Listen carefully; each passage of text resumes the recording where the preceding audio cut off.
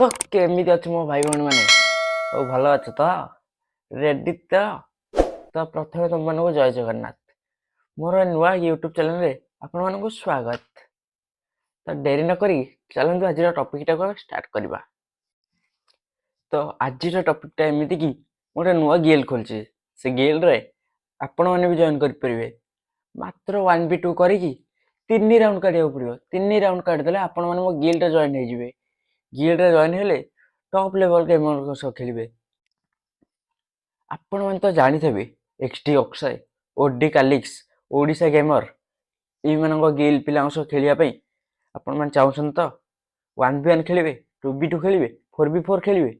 ତ ଡେରି ନ କରି ମୋ ଗିଲ୍ଡରେ ଜଏନ୍ ହୁଅନ୍ତୁ। ଆମେ ତାଙ୍କୁ ବରାବର ଟକ୍କର ଦେବା।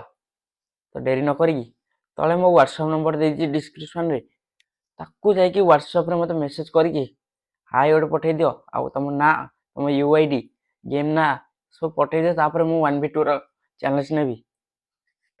ଏଇଟା ମୋର ଛୋଟିଆ ଭିଡ଼ିଓ କ୍ଲିପ୍ଟା ଥିଲା।